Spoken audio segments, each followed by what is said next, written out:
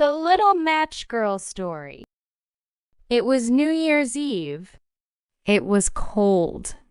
It was snowing.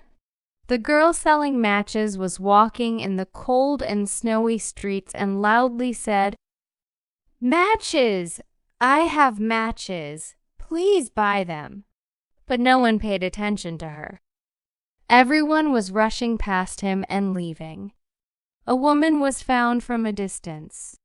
The girl ran to her and begged, "Mom, please buy me a match." "I don't need it, girl. At home I have a lot of matches." "It is snowing faster." The girl was shivering from the cold. "Wow, how cold it is! I have to go home. But no, I can't go back until I sell the matches, because my father will beat me again." The girl stopped. She put her frozen hands in front of her mouth and ate to them, and then she started again. "Matches, I have matches. Please buy them." But no one came to her. No one bought a match from her. The girl was hungry. She had not eaten anything since morning. Her heart was weak from hunger. A house smelled of good food. "Wow, what a good smell! How hungry I am! I have to sell the matches and go home soon. If I don't hurry, people will go home." She made his steps faster and her voice louder. I have a match. The girl was about to cross the middle of the street when suddenly she heard a voice. Tap, tap, tap. It was the sound of a horse pulling a cart that was speeding towards him. The girl was shocked. He quickly pulled herself out of the way of the horse and cart, but her wooden boots fell off her feet and he was thrown into the snow. "Wow, my wooden shoes! A memory of my dear mother. What do I do now? Where did they fall? How do I find them?" The little girl brushed away the snow with her cold and frozen hands and looked for her wooden shoes. Once her eyes fell on the other side of the street. One of her shoes had fallen there among the snow. "There it is!" cried the little girl happily, and ran to the other side of the street, but as soon as she wanted to take the shoe, a mischievous and evil child came, snatched the shoe from her hand and mischievously said, "Wow, what a good thing I found! When I grow up, I will make it my baby's cradle." Then he ran away. The girl was walking with bare feet in the cold and snowy street. It is snowing heavily. The girl's hair was white from the snow. There was no one left on the street.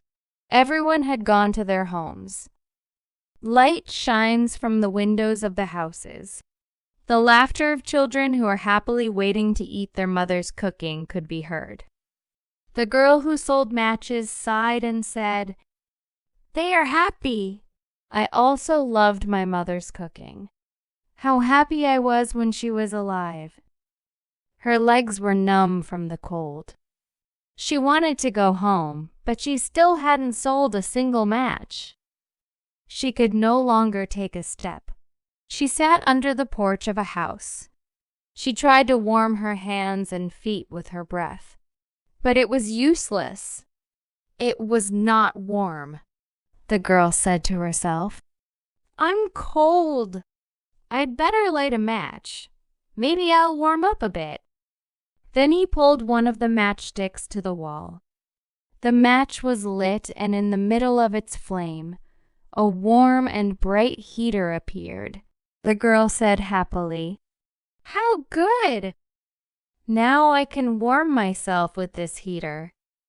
But as soon as she wanted to approach the stove and warm himself, the stove turned off. Only a burnt matchstick remained in her hand. The girl took another matchstick and put it on the wall. The match was lit. This time, the girl saw a dish full of food in the middle of the match flame. Wow, what a delicious food! In the food dish, there were plums, apples, and a fried goose from which fragrant steam rose. The little girl was looking at the food dish with joy and surprise. Suddenly, in front of her eyes, a fried goose flew with a knife and fork stuck in her back. The little girl reached out to catch the goose, but the flame of the match ran out and the imaginary foods disappeared. There was no sign of food. In front of the girl's eyes, there was only a long and cold wall. She also lit the third match. The fire burned and the Christmas tree appeared with several lighted candles. The girl's eyes sparkled with joy. What a tree! It is even more beautiful than the Christmas tree of the rich people. The girl stretched her hand towards the tree. But at the same time, the match went out. The Christmas tree also disappeared. Only the flame of one of the candles remained, which quickly rose, and soon it became a star and clung to the chest of the sky.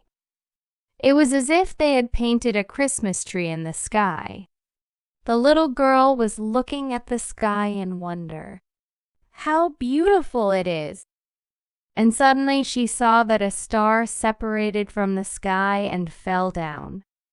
She said to herself, "So tonight someone will die." She learned this from her grandmother.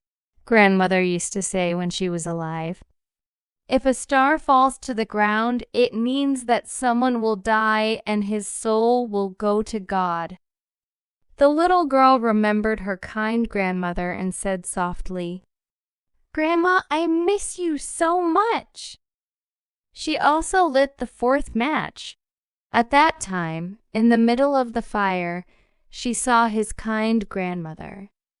"Ah, my dear grandmother," and jumped into her arms. Grandmother hugged and kissed her kindly. The little girl explained her hardships and problems to her grandmother. Then she said, crying, "My good grandmother, don't go away from me.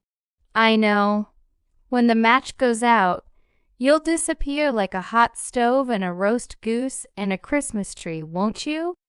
At the same time, the flame of the match went out. The grandmother's face also went dark. The little girl shouted, "No, Grandma, don't go. I don't want you to go. I want you to stay with me." Then she took out all the matches from the box and said to herself, "I will set them all on fire. Maybe I can keep the grandmother." The girl pulled the matchsticks to the wall. The fire flared up and lit up the surroundings.